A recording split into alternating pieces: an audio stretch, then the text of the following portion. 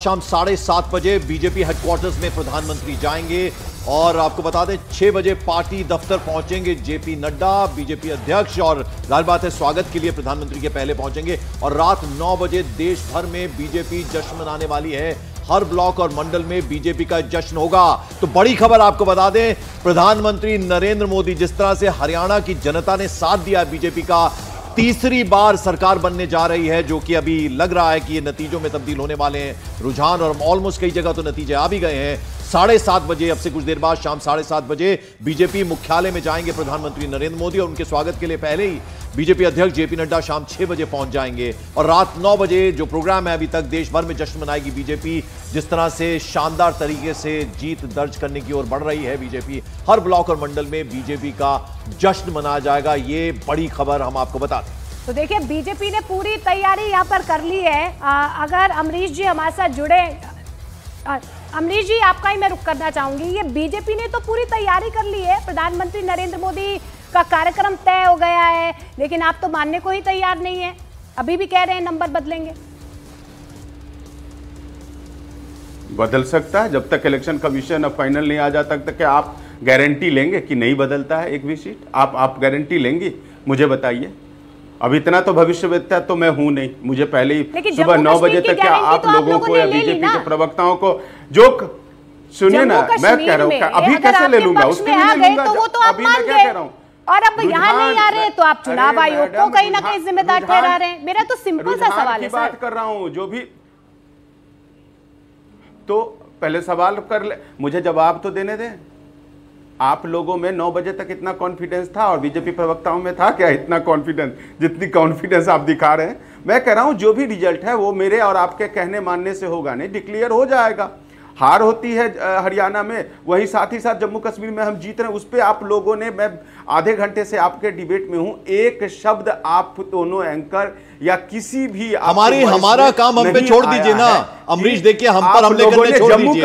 आप सिर्फ ये जवाब दीजिए कि जम्मू कश्मीर में जब आपके फेवर में नतीजे आ रहे हैं तो ठीक, हरियाणा में ईवीएम की दुहाई दे रहे हैं आप। बताइए, कर्नाटक में जब आप चुनाव जीतते हैं तब क्या होता है, तेलंगाना में चुनाव जीतते हैं तो क्या होता है, उसका जवाब दे दीजिए ना सर। हमारा छोड़ दीजिए। आपकी बौखलाहट क्यों हो रही है? अरे सर, बौखलाहट तो आपको हो रही है ना। एक हरियाणा के मान लीजिए जीत ही जा रही है, उस जीत से कुछ नहीं। पहली बात तो एक साथ 2 राज्यों में चुनाव हुआ है, एक जगह हार भी हुई है। बीजेपी की सरकार हुआ करती थी महबूबा मुफ्ती के साथ, तो उस चीज को आप, उस पे तो आप एक शब्द बोलने से ठीक है सर, हम बोलेंगे। आप सिर्फ जवाब ये दे दीजिए सर, जवाब ये दीजिए। अमरीश सर, एक मिनट। अमरीश सर एक मिनट। क्या जम्मू कश्मीर को भारत का भी मांग नहीं मांगते? अमरीश जी एक मिनट, मेरी बात सुन लीजिए सर।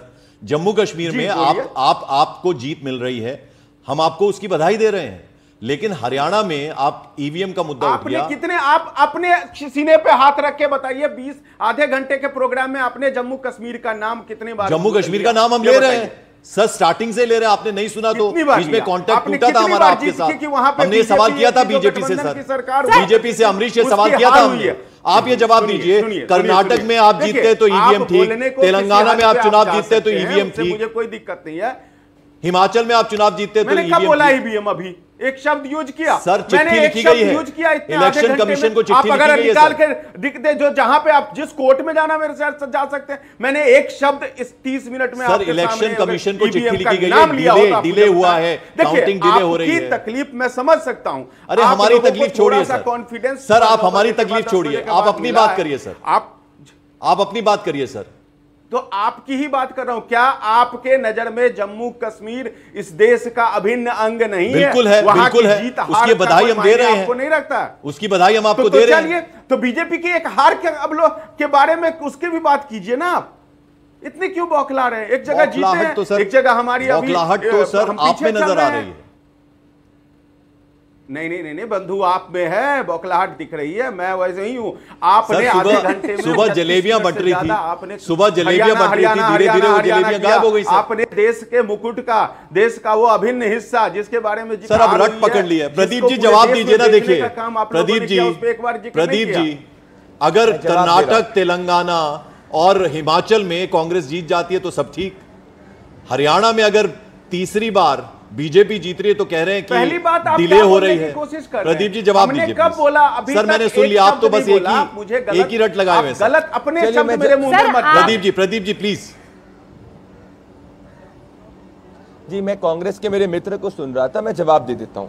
पॉइंट नंबर 1 ये देखिए, सबसे पहले अगर 9 बजे आप देखेंगे, 9 बजे अगर आप पवन खेरा जी की बाइट उठा के देख लीजिए, ये सब लोग 9 बजे कह रहे थे कि पूरे देश भर में ये जलेबियां बांटेंगे क्योंकि हरियाणा में इनकी सरकार बन रही है। तो सबसे पहले उतावले तो कांग्रेस के कार्यकर्ता हो रहे थे। मैं तब भी न्यूज 18 में था, मैंने कहा था कि थोड़े समय का इंतजार करिए क्योंकि छत्तीसगढ़ 2023 के तरीके से ही आएगा।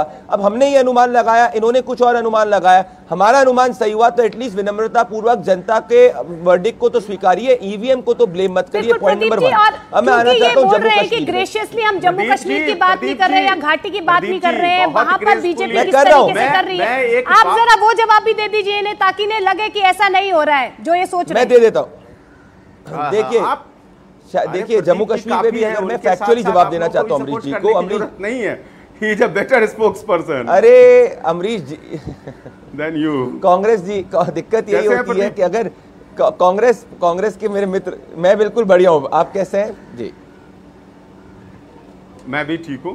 मैं कह रहा हूं, मुझे कोई दिक्कत नहीं है। मैं कह रहा हूं कि 2 राज्यों में चुनाव हुए, 2 राज्यों में रिजल्ट आया, एक पे चर्चा नहीं हो रही है। चलिए सर, हम आपके पास लौटते, जरा कुछ तस्वीरें भी दिखा दें अपने दर्शकों को। जलेबी बनना शुरू हो गई है। जो जलेबियां बनाने की बात कांग्रेस पार्टी कर रही थी सुबह, अब वो जलेबियां बीजेपी दफ्तर में बननी शुरू हो गई हैं और 49 सीट्स पर आगे इस वक्त बीजेपी हरियाणा में। बिल्कुल।